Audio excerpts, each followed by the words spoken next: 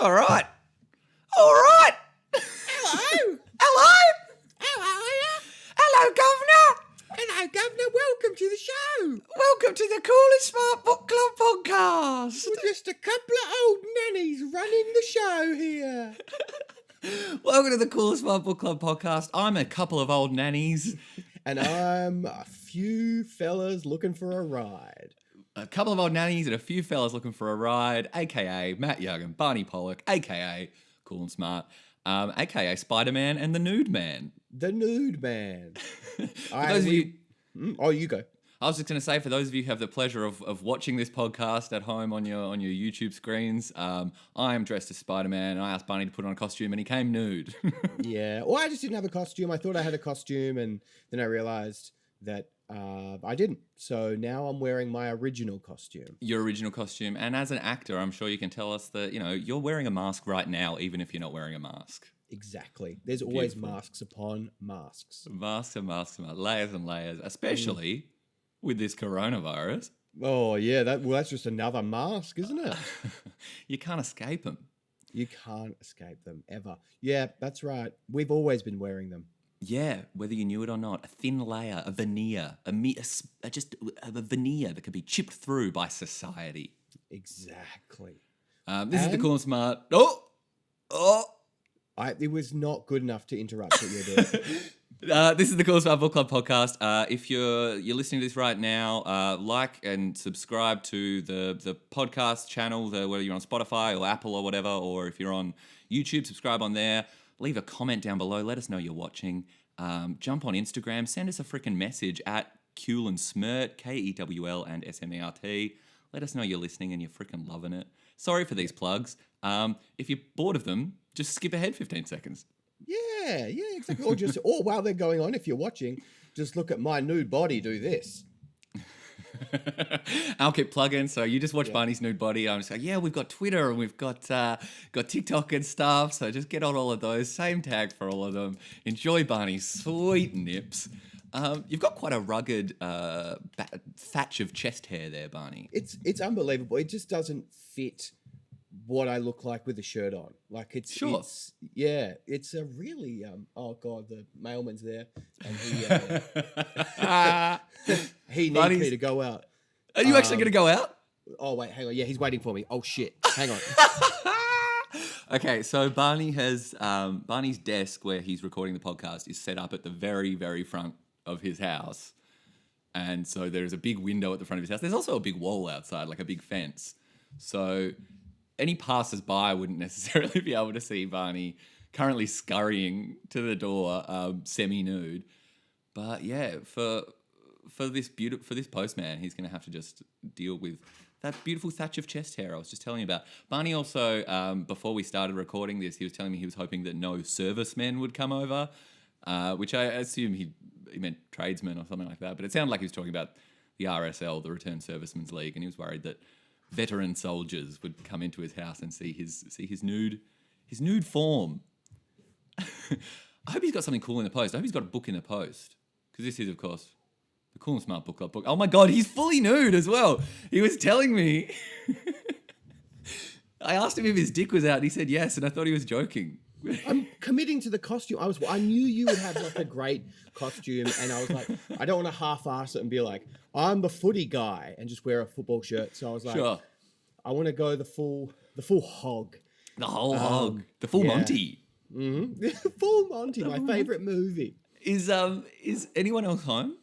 Everyone's home. Oh my god! Have you just told them not to come downstairs, or are you just? I haven't said anything. I'm just hoping that no one comes in. Well, that's the energy we're bringing to the pod today. It's good. Mm-hmm, mm-hmm. Hope, because unfortunately, the coronavirus is upon us in a big way. In a big way. It's not looking good. It's bad news. No, it's not. It's not. I just want to say, actually, on that, just the last thing I want to say about it is thank you so much to the Richmond 3121 Instagram account that organised a super spreader event last weekend. That was really, really well thought out. Yeah, that was super clever. Yeah. I live in Richmond, and I was walking. Sometimes I just walk laps around the Oval and near my house. And while I was there, I saw like a bevy of what would you call them? I don't know. I was going to say rancid men with like little cups of sangria and stuff. They looked obnoxious walking down the street, doing their little pub crawl and ruining the world for all of us. Yeah. Yep. The world is dead. But you know what's still alive? Book clubs. Books and book clubs, yes. Yeah, totally. And that's what we talk about on this podcast. So that's actually okay. That's okay. With intellectual rigor, we do. We talk about it. So, Barney, I mean, I guess that opens us up to the first question, which, of course, is, what is a book? A book is it's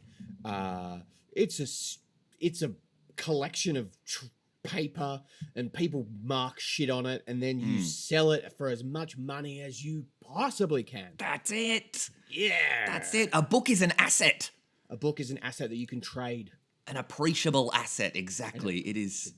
It goes up in value. It's like a stock. It's like a cryptocurrency. Exactly. A book is a cryptocurrency. A book is a cryptocurrency. That's also my definition of a book. So I'm glad we're both on the same page today. Yep, exactly. Because sometimes we differ. We do. Sometimes we differ. Yeah. I'd also just like to say we've got a really great internet connection today. Are you on 5G? Yeah. I mean, I've had both vaccines, so I assume so. Yeah, true. You're pumping it out. Yeah, yeah. I think I'm improving this connection, so that's good. It's great. It's vivid. Yeah, when I say both vaccines, I don't mean double dose. I mean Pfizer and AstraZeneca. And he's gonna get Moderna soon. Absolutely. As soon as it's available, Barney's gonna be the first in line. So he can be triple vaxxed. Triple vaxxed. Triples is better. The triples is better. Yeah, triples It's safe. is better. It's safer. It's safer. Matt, I've had a few people contact me. Geordie Crawley was one of them who said that he would love a copy of your zine, your pamphlet. Okay, good. And that he would swap one for you. So he would make one as well. That you could So he's got his own. them. Okay, yeah, that's great. I'm not into sure that. if he has one already or not, or Who's going to make one? He's going to make one. Who knows? Cool. I hope it. My worry. I'm scared of writing the pamphlet because I'm worried it will veer into earnestness and I might accidentally write poetry. And then you'd have to be put down. I know. And then, yeah, that's it. It's like when a horse hurts its leg. Yeah. Matt's done poetry. Yeah. Ah, well, here we go. Put him out to pasture. Put him out. He can have a good last week.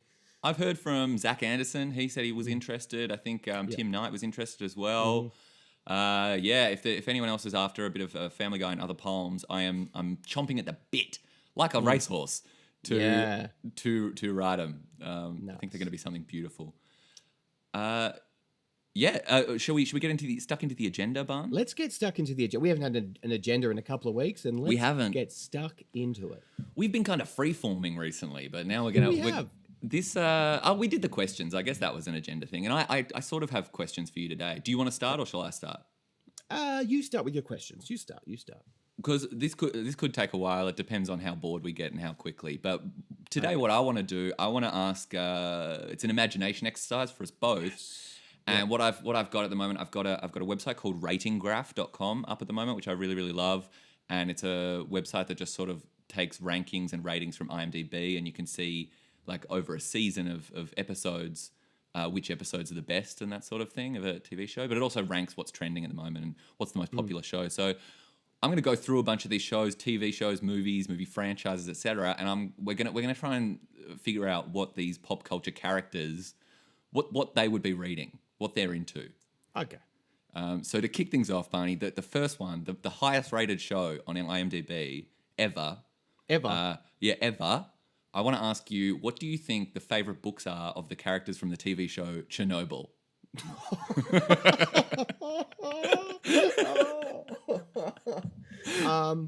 Look, what do I think that they are reading?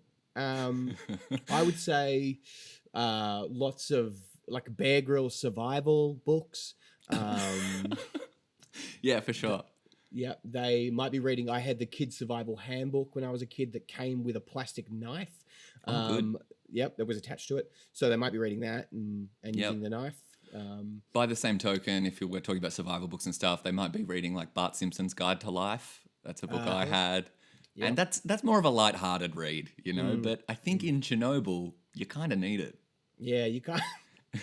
I reckon in the circumstances, you need a bit of a lift up. You need a bit of light lit, you know? A pick me up, something to put a smile on your dial. Yeah, something in that's... in Chernobyl. Yeah, exactly. I think that's exactly what's happening. And I reckon along with those books, they want something that's going to transport them away and be really like a page turner. So I reckon it's also Gone Girl. Everyone's reading Gone Girl. Yes, Gillian Flynn, fantastic. Yep. Now, of course, Chernobyl's set in like the 60s or something, but I think the bounds of this exercise mean we're allowed to put whatever books we want in their hands. Sweet. I think that's fair. Yeah, that's a relief. Yeah, Gone Girl. What else is a real Probably the Da Vinci Code, honestly. Yeah, I reckon there's a lot of Da Vinci Code going on. People trying to solve mysteries, read into stuff.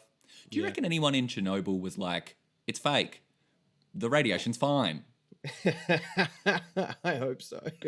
I hope there are people being like, it's not real, they're making it up. They're making it up. It's baloney. I saw it explode. It wasn't even that bad. Yeah.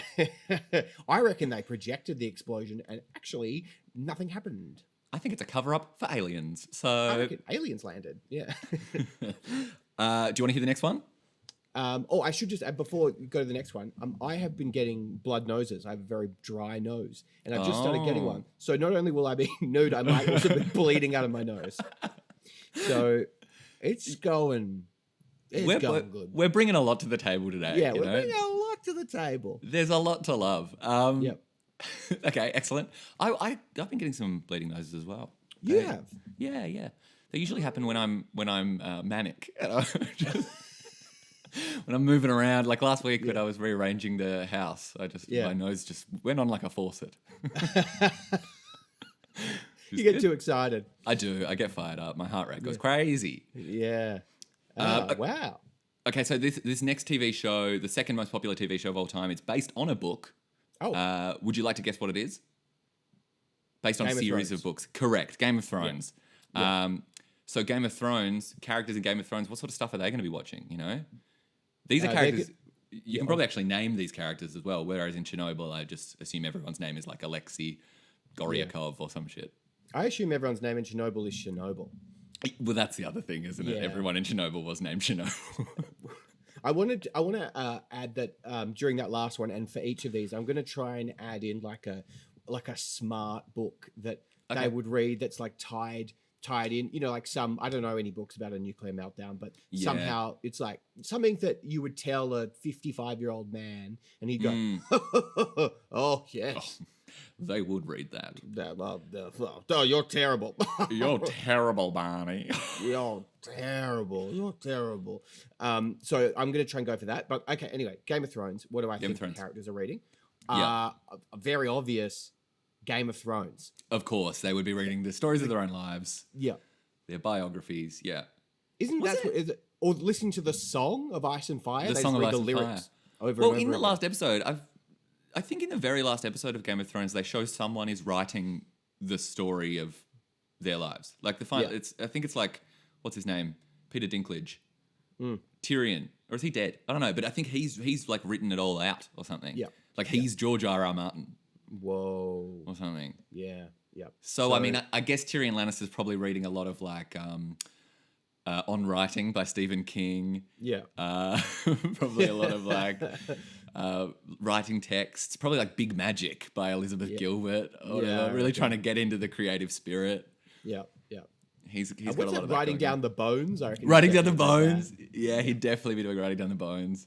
Probably, Artist's Way, that kind of stuff. That's what he's getting into at the end. Yeah, I reckon a lot of characters actually might be reading The Artist's Way.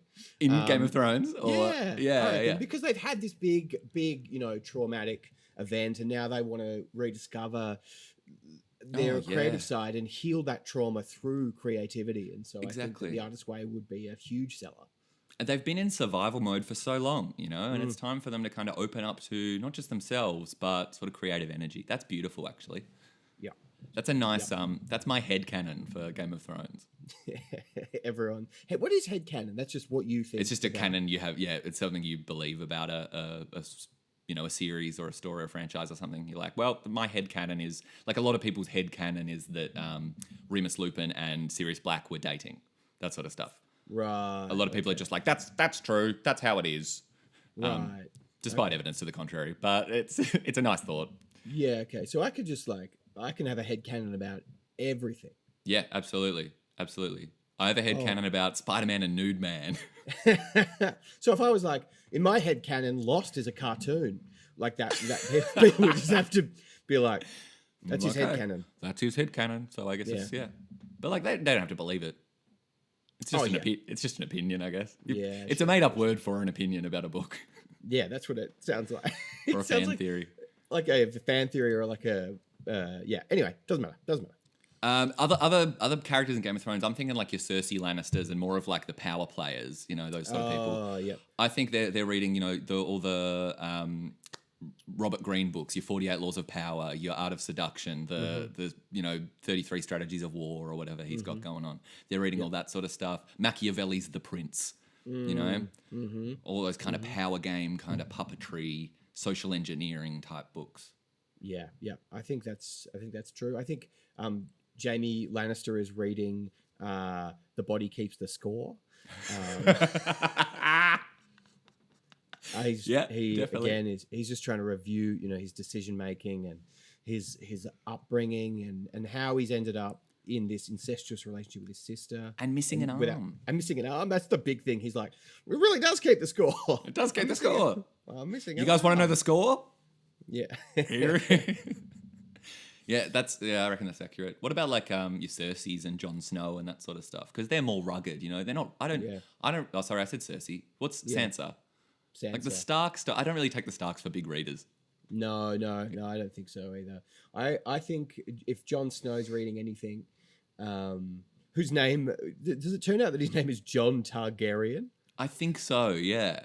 So he's got a lot of family issues and that sort of stuff, and a tangled family tree. So I don't know if there's any books about that you can think of off the top of your head. Yeah, he'd be reading Attachment. Is that a psychological text? Yeah. Great. But it's also there's a PD version as well. He's reading Attachment, but he's also reading the Bugalug's Bum Thief. Just getting to grips with the language. Well, he's very afraid that someone's going to take his bum. That is one of the big arcs that Jon Snow / Targaryen has, is his fear of someone removing his bum. Yeah, it's in my headcanon. It's my headcanon. That was actually my favourite part of the series, so no one can take that away from me. Yeah, exactly. I love that chapter where it's just Jon Snow saying over and over again, please don't take my bum, please don't take my bum. Don't take my bum, please. I need my bum to sit down on a horse. That's what it says. And I can't believe that George R.R. Martin really devoted an entire chapter to that, but I think it really helps flesh out the character for me. Yeah, totally. Yeah. It's really nice. In terms of other characters, the man with 1,000 faces. He's the hero with 1,000 faces? Yeah. That was my clever one. Oh no! I'm sorry. I'm so sorry. I stole it. Damn. It's all right. It's all good. It's all good. Is that what you were going to say? No, it was much. I had nothing. I was just trying to make it sound great. Yeah. The other one I was thinking of is that there's that guy who ends up getting his head squished. But he's he's a bit of a Lothario, right? He's a bit of a sexy guy. Yeah, I reckon he's reading The Game. Oberon? Yeah. Yeah, Oberon. Yeah. I think so. I reckon he's he's a pickup artist, I reckon the Sand Snakes are all reading 12 Rules for Life. In that, in the TV show where they, for some reason, whenever they shot them, it was just we don't have any money. And then one scene just took place in a tent in amongst sand dunes, and it was just a freestanding tent with nothing in it. Just empty. They were just having a day at the beach. Maybe they're a minimalist culture. They're reading minimalism and that sort of stuff. They're reading books about. Yeah. Yes. Yeah. Exactly. Yeah. They're real Marie Kondo heads. Yeah. What's it? Yeah. The life-changing art of tidying up, or whatever it's called. Yeah. Or the joy of tidying up, some shit. Yeah. Yeah. I would love to see a series similar to Game of Thrones in the way that there's all these warring factions, but each faction is dominated by which self-help book they subscribe to. Yeah. Oh. You've got the 12 Rules for Lifers. Yeah. Over here, the Big Magic crew over there. Yeah. I'd eat that up. That'd be great. Oh God, the Brené Browns. Yes, of course. Very brave, real warriors. Yeah, yeah, They're down there in the arena scrapping. yeah. Scrapping it out in the arena. Scrapping it. The Secret. Of course. They die very quickly. Very quickly. Yeah. There'd be like the sort of the Tim Ferriss heads who are into, they're like more of a productivity culture, that sort of stuff. Yeah. Yeah. Man, okay, write this down. This is good. This is a great idea for a show. I wanted to ask you, you mentioned that attachment thing, then you said there's a PD version. What do you mean by that? Personal development, like attachment theory is the psych theory, but there's a very popular book called Attachment. Right. Or Attached. I think it's called Attached, actually. Attached. Cool. Yeah, I just wanted to know what PD meant. I thought you might have meant public domain or something. I was like, what does that have to do with anything? That's cool. Cool. Next one. Yeah, let's do it. Okay. This third, apparently most popular TV show of all time, according to IMDb. This is a spooky show about technology. Do you know what Black it is? Mirror. Correct.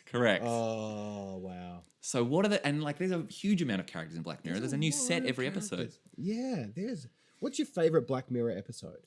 Honestly, I really love the first one because we watched it at film school. We had to watch it and I was just so caught off guard by, because it's the one where the Prime Minister has to fuck a pig. Yeah.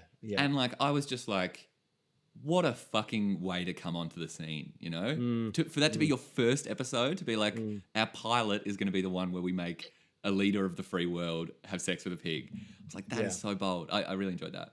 And wasn't it also like Boris Johnson had done, or was it David Cameron? That came out afterwards. Shit. Yeah, like a couple of, that was like a year later, it turned out that David Cameron did admit to like putting his dick in a pig's mouth or something. And everyone was like, you're fucking joking. That's insane. Yeah. What So I reckon the Prime Minister from that episode would be like reading like a book about nose to tail cooking or something. He'd be reading Animal Farm. Oh, there he is. Here he is. Yes. Go nude man. Go nude man. Go nude man. That's great. That blends the political. It blends the animal stuff. And it's English. Oh man, you're good. Yep. That is good.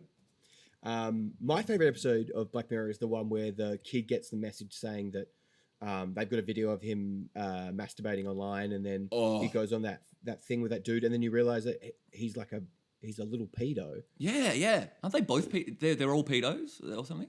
No, they've all done different things, but his thing. I think at the end the like battle royal is against a whole bunch of pedos. I think that's the. Ugh. I haven't watched that one in a long time. Yeah, that one's a. Because it's like, it's one of those fucked up things. Are you rooting for him throughout it? I feel like you're rooting for him. Yeah. And then at the end, you're like, oh my God, I've been rooting for a fucking pedo. Yeah. Awful.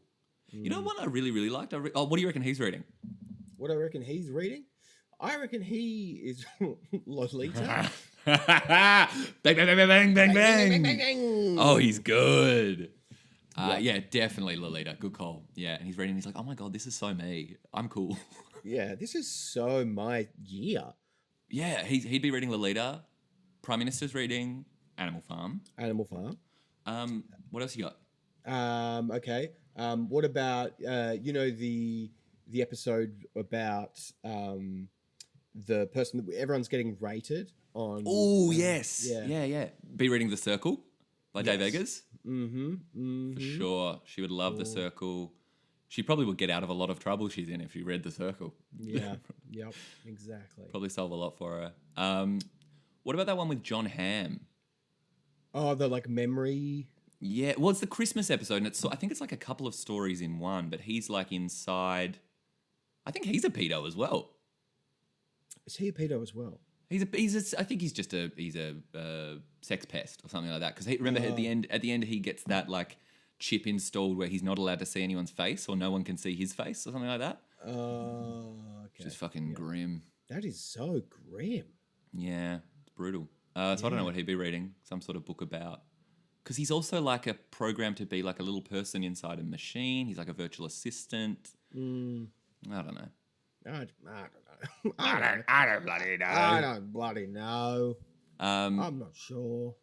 Is it Jesse Plemons in that episode with the when they're in like a VR AR spooky video game?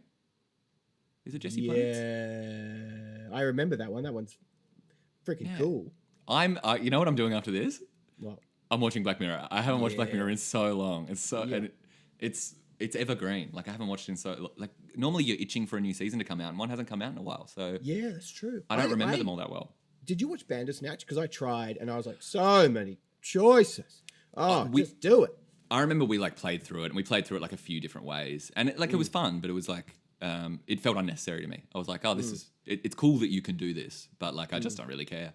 And like then they did like an Unbreakable Kimmy Schmidt with the same conceit, and then those are the only two of those Netflix ever did, and then they were like, oh, I don't think anyone really likes this. Yeah, so it's a bit like 3D movies. They're like, Yeah, yeah, exactly. Like I don't want to wear goggles yeah. at the cinema. At the cinema? Goggles? Anyway, the guy in that VR one is what I was going to say is he would be reading Ready Player One. Like an insider game type thing. And the guy in Bandersnatch would be reading Alice in Wonderland. Because that's where your Bandersnatch is from.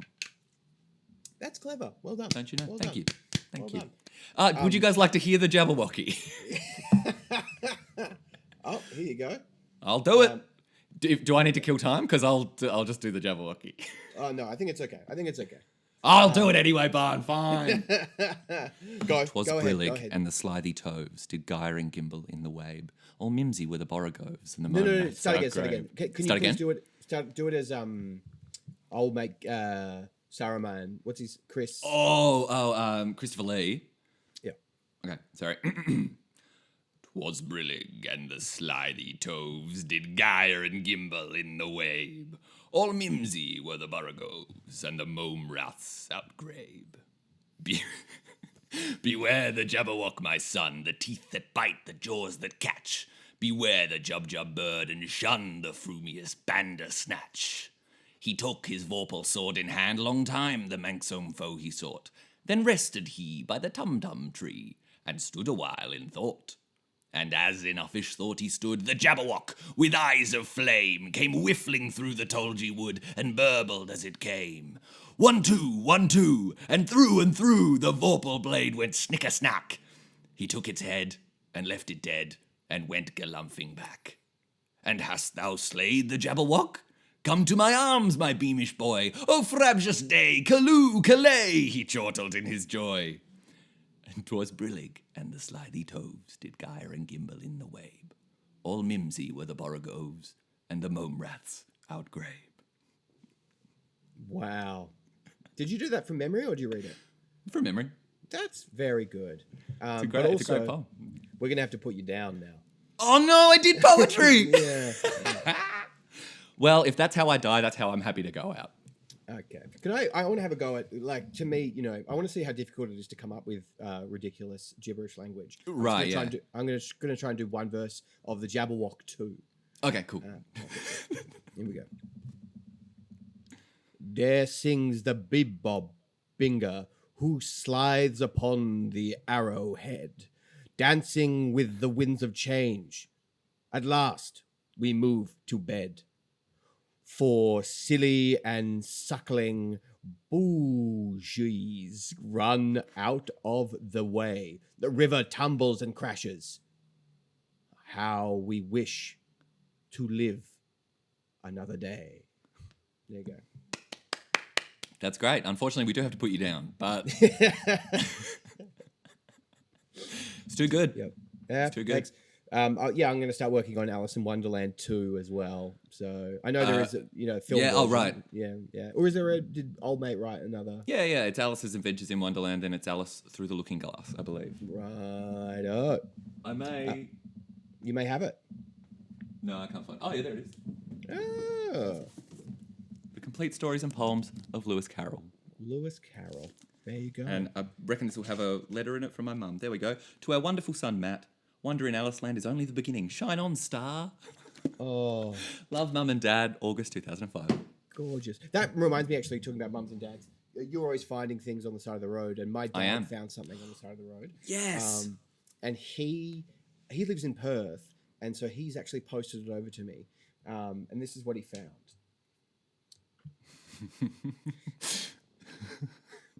It is a page from a Thomas the Tank Engine book that has suffered quite severe damage. Can you read out what we've got on it? Is it Yeah. Can you Right. let us I'm know? gonna try and be Ringo Starr as well. Oh, okay, cool. I can't do the accent, so here we go. Kevin wanted to show how strong he was, but he hooked too much at once. The load was so heavy, it skipped from Kevin's hook and landed right in front of Spencer. Clang, clash, bang. You clumsy crane, stop that din, shouted Spencer as loudly as he could. And that's it. That's great. It That's goes good. for ages. It's That anyway. that voice was pretty good. Yeah. Yeah. Oh, sweet. What were you going to say? Sorry. I was going to say that I'm gonna have that framed. I used to love Thomas the Tank Engine as a child, and so That's awesome.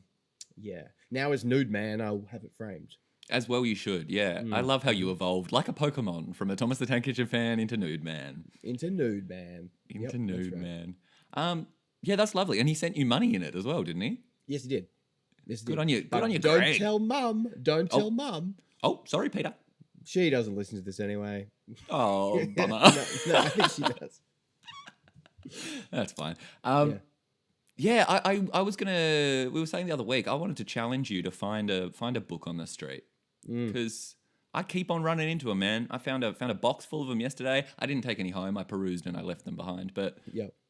man, they're everywhere. I can't move for books. You can't go anywhere without running into a crate to dive into. I can't. I just can't stop. I can't stop foraging. Your whole life is one of those loot crates. It is, yeah. Yeah.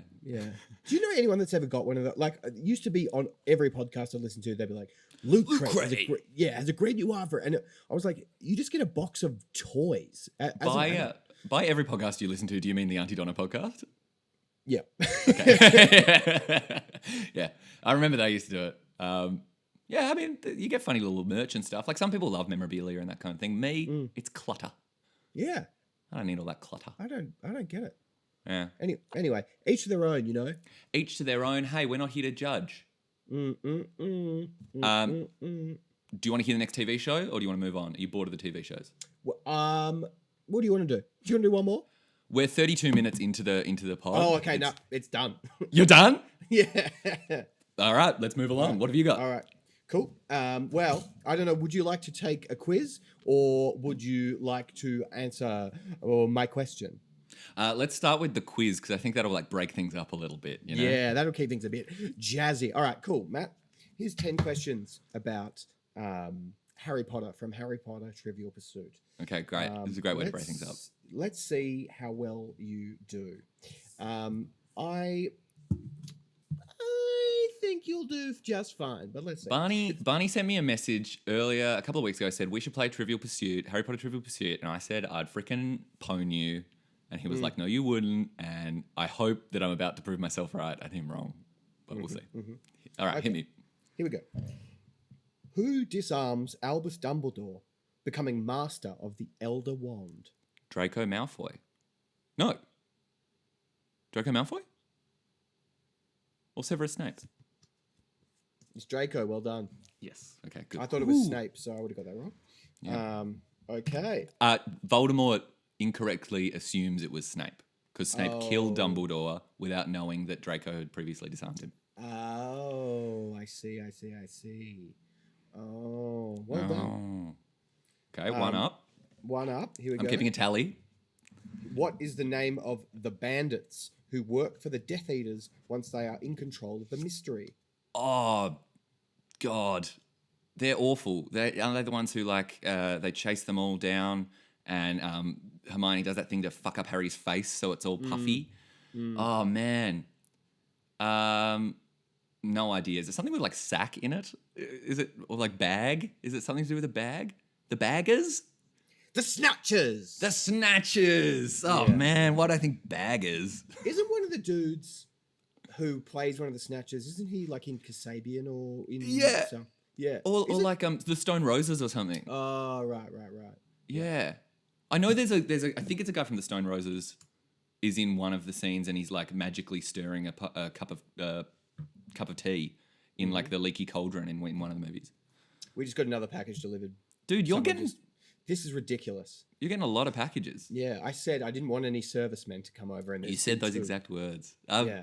What are you getting? What is it? Good I stuff? don't know. They're not for me. They're all for Cam. Cam, my housemate, is addicted to online shopping. So Fair enough. Fair enough. Yeah. In this day and age, do it, who needs Cam. who needs brick and mortar stores? Exactly. Yeah. Go Amazon. Me? I just need Rick and Morty stores. Yeah, nice. What's nice. All right. Okay. Next question. Some of these are really easy. Okay. Okay. According to Grip Hook, who put the fake sword of Gryffindor inside Bellatrix Lestrange's vault? Oh man! According to Grip Hook, who put the fake sword of Gryffindor? I don't know. Bloody Harry Potter. Snape. Oh man, I'm getting trounced. You're getting trounced here. I'm getting You're getting trounced. trounced. God, it bloody hurts. What is this? The Cruciatus curse? Oh, wow. Oh, wow. Okay. What is the name of Harry's second son? Oh man, Albus Severus. Yes. Yeah, because he's the Nice. one who he does the little chat to at the end of in the epilogue. It's like Albus Severus. Oh, yeah. Yeah, you're named after two of the bravest people I ever knew, or some shit. God. I wish that whole bit didn't exist. Yeah, kill that. Cancelled. Kill that. What's next? Why is Dobby able to operate in and out of Malfoy Manor? Because he works there? Because he's their servant? Well, he's not by that point, I don't think. Or he was. Does he still have privileges? Like he has the key card? I don't know. The answer is he is an elf. Damn it! That was what I was going to say that, and I was like, that can't be it. It can't just be like, well, he's an elf, so fuck. Yeah. All right. Yep. I'm 3 down, 2 up. Yep. What object hangs in the front window of the night bus, periodically making comments? Oh, it's a shrunken head. Yeah. It's a shrunken head. A funny little shrunken head, and man, he's funny. He is funny. Wasn't there some did he?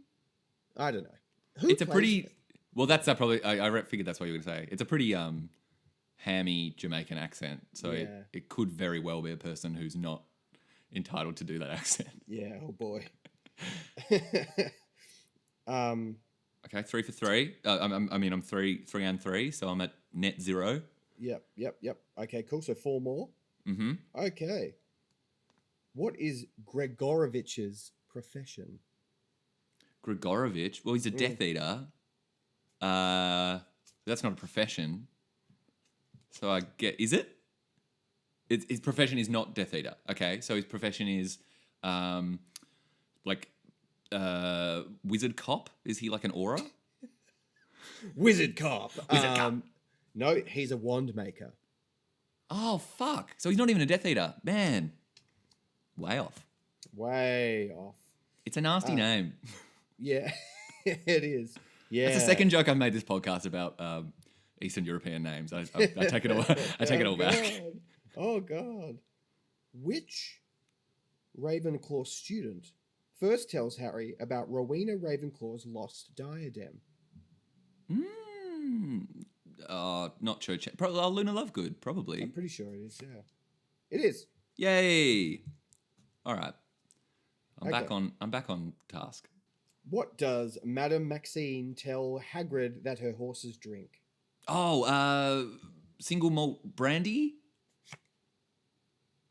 Am I close? Single malt Single Scotch malt whiskey. Yeah. All right. There you go. I'll give you that. Thank you. Okay, so last one. Puts me in front. Which Hogwarts student was a fatality of the basilisk? Of the basilisk, a fatality, as in got killed. Well, it's Moaning Myrtle, so excellent. Fuck yeah.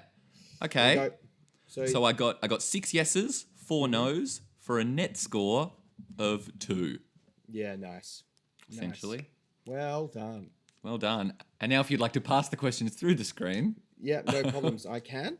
And then we'll have a reverse order. Okay. What does Madame Maxime tell Hagrid? The horses drink.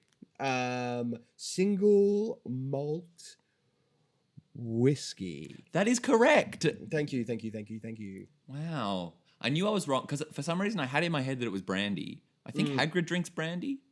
Someone loves brandy. Someone loves brandy. Or they're called like... No, isn't there... Is that in Lord of the Rings? There's like the Brandywine River or something? Like brandy? Oh, I don't know. I don't know. It's all one cinematic universe to me. Oh, Not I love the FCU, the Fantasy Cinematic Universe. Yeah, it's so awesome how everyone's together. Aragon, Harry Potter, the two spiders from both series. Oh my god, yeah. Aragog and Shelob. Yeah. And sometimes they just hang out together. I would see if they released a film that was those two. It was like a buddy cop thing. I would love to see that. Would you watch it if it was like a King Kong versus Godzilla, but it was just Aragog versus Shelob? So they haven't even tried to differentiate. Yeah. Like who do you root for? Yeah, I don't know. I don't know who you'd root for. I guess Aragog because he can talk. Oh yeah, true. I think Shelob can like mind talk. I remember when I played like Shadow of War or whatever on PS4, the Lord of the Rings game. You can meet Shelob and she comes out of her spider form into like a beautiful glowing elf. Hello. And she's actually like she's a witch or something, but she just takes on a spider guise. Yeah, okay. Interesting. Why does she do that? Couldn't she just use them? Why does she do that? Why does she live in that horrible place? Why does she not just use magic? Why does she have to be a spider? You know witches better than me, Barney. Yeah, I do. You know witches. You know what goes on in a witch mind. You've got witches in you. I've got witches inside me. Yeah, I'll have to consult with them and I'll get back to you. I think witches just like spooky shit sometimes. They just want to spook it up a little. I love that. So, could you go to Coles and get me some milk? As a spider, I can. Do you want me to go as a spider? No, just go get the milk. I need it for pancakes, but I'll go as a spider. And then can the spider eat pancakes? Like, no. No. Shelob's just like a furry for spiders. Yeah. Yeah. Big Hey, time. who do you go for in King Kong vs. Godzilla? If you had to pick, I haven't seen it. I guess I go for Godzilla, That's but cool. I don't know. As a lizard man, that's fair. Yeah. Who would you go for? King Kong has a certain appeal to me. I don't know what it is. I just like big monkeys, you know? Yeah. I feel like I can relate more to King Kong just because he's a primate and all that sort of stuff. Whereas the cold-blooded Godzilla, I find it hard to believe that he has a good bone in his body. That's true. All he feels is fear and hunger. So that's Fear and hunger. That's it. And laser beams coming out of his mouth. Exactly. That's why I like him, because he's got laser beams. He's got nuclear breath. Yeah. Hell cool. yeah. Actually, I have a sneaking suspicion that Godzilla did Chernobyl. Really? Yep, that's my headcanon. Nice. That's your headcanon? That's really nice. Anyone out there that's listening, if you want to send us your headcanon, that'd be great. So yeah, this is a headcanon podcast. Yeah, this is a headcanon podcast. Well, Matt, I have a question for you. Yes, you do. Can I just? I imagine this will be the last chunk of the program today, and we've just very neatly divided this podcast into 3 discernible chunks. We have, haven't we? I've enjoyed it. Yeah. We've been organised. I just like to. I know every now and then we just like to comment on the structure of our own our own work while we're in it. Yeah, exactly. Wow. And maybe it's because I'm nude. We love to be nude. Yeah. When I was a kid, I used to sometimes I'd be at the shops with mum when I was like 4 or 5 and she'd turn around and I'd be naked. And I'd go, "It's nudie time." And then I'd run away and hide inside the clothes. That is fantastic. Yeah, that's good. Yeah, I think actually great. I told you that on another podcast. Now that Yeah. I was trying to, while you were saying that, I was like, have we already we know said this? We already know this. We know this. You're burning content, Matt.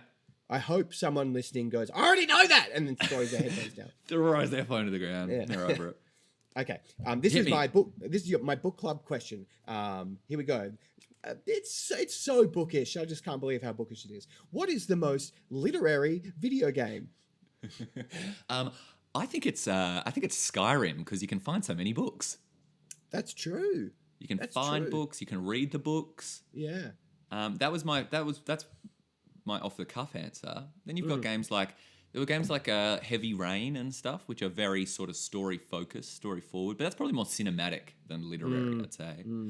Whereas then you've got stuff like the Telltale series of games, like there's like the Batman Telltale stuff, Walking Dead Telltale stuff. I think they've got some original properties and things, and those are very text heavy. They're almost like choose your own adventure books, choose your own adventure games, I suppose. Yeah. What do you think? What do you think the most literary game is? For like depth of character and understanding the human psyche and mind, I would say like Last of Us is pretty good. In terms Good of, call. Yeah, the way it communicates that. In terms of games that have lots of books in them, Harry Potter, the game. Yep. Excellent. Well, there's a few games based on books, I guess. You've got the Harry Potter games, which are based on movies, based on books. I mentioned Shadow of War and Shadow of Mordor earlier. Those are both based on books. And The Witcher, that didn't even have, like, the TV series came out later. That just went straight from book to game. And those are meant to be fantastic. Yeah. I wonder what they're actually like, because I've never finished that game because it's huge. And after it, there's this one point where you go to the big city and you and this what do they call like small halfling who's an actor. You just do like dumb errands for him. Ugh. And I was like, this sucks. And then of course the main character is Geralt of Rivia, so every conversation is like someone being like, hi Geralt, do you want to come to my house? And he's like, no thank you. I'm Geralt of Rivia. I'm Geralt of Rivia. Bye. I feel nothing. Yeah. And yet somehow I'm compelling. Yeah. It's bizarre. I've tried to play that game from the start like 3 or 4 separate times, and I always get up to the exact same point, and I always have like a 2-week period where I'm like, Matt, you've just got to play it. It'll be fun. But like, what a shit attitude to have towards a fucking game. Exactly. Like, oh, if I just work very hard at this thing I do for leisure, I'm sure I'll have a good time. Yeah, but that's what people do. Like and I know you're the same as well playing video games. Like I don't want some grind challenge thing. Like I'm doing it to relax. Yeah, so I don't care. But like people love it. You know, I mean, it's some people's job, but also people that aren't being paid for it. Like it's like, I've got to like grind at this. I just no, thank you. What is that about? I don't know. It's so I really want to be spoon fed when I'm playing a game. Oh yeah. I just want to be like, go here next. I'm like, okay, can do. Oh wow, that looks good. Yeah. I'm also playing a game called Persona 5 at the moment, which is like a JRPG, and there's a lot of reading in that as well, a lot of books in that, and it's also quite text heavy. So that's probably another booky one, and it's also actually based on a lot of like Jungian psychology and all that sort of stuff. So it's very, it's pretty nifty. You should watch a YouTube video about it or something, because it's a very cool game, very nuanced. I'll have to check it out. You will. I'll have to get involved. We haven't asked each other what we're reading. We're reading. Fuck. We haven't. I just threw my pen across the room in rage about that. But the reason why I bring it up is because I want to say I've been reading more of the 5th season. Not too much more. Yeah. But the chapter about the little girl being taken away from her parents is so good. Like, and it's so like heartbreaking, but it's also, it sort of started and I was like, okay, so the parents are nasty and she's being taken away. And that's your fantasy nemesis. Yeah, nemesis I was like, story. oh, really? And then the whole thing gets completely flipped, and I was like, that's awesome. I'm so pleased. Yeah. Is that the one where does her hand get broken then? Not yet. Has that happened? No. Okay, well, it Her doesn't, so don't worry about it. Yeah, I'm making it up. It's not a real thing that happens. No, I think that will happen eventually. Yeah. That's is that when like Shaffer comes? Is his name Shaffer? Yeah, that's his name. Comes and recruits her. Yeah, that is very sad. Yeah, it's real sad. I'm still just picking away at Stone Sky as well, which is the 3rd one. But yeah, I haven't been reading much recently. I just haven't really. I don't know why. I just haven't got into stuff. I haven't really read much more. I've read a little bit more of Against Creativity. More stuff in there. I'm excited to get stuck into that a bit more. But just I don't know. Just don't have the real the motivation to get stuck into a book at the minute. Yeah. Yep. It's funny, with being in lockdown, where the things that are suitable for activities that for doing are all Yeah. like, ugh, fuck that. Like I can't be bothered. Yeah. And normally I couldn't be fucked going out or anything, but I'm like, all I want to do Yeah. is go to a water park. Go to Wobby's World. That's all I want. Wobby's World. Is that real? Yeah. Is that a Perth thing? No, it's Melbourne. I don't know if it's still in action. I think it might be. Wobby's World. Yeah, look it up. I will. I'll Google that.